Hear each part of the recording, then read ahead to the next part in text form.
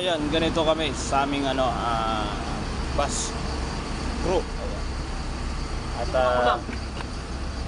At tawag doon. Sa bus na rin kami nagluluto. Ayan, ito. Ayan po yung kanilang niluluto.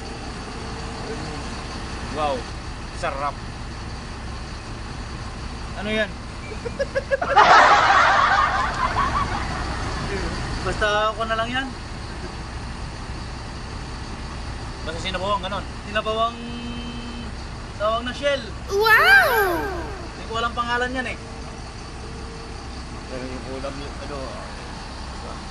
kompleto na rin yan. Yan yung mga gamit nila. 3448 biyahing Pasay. Ayan. Ganyan talaga ang buhay. Buhay po ng isang bus crew. Ayan po. At hanggang dito lang po. Salamat po. Ingat po tayo.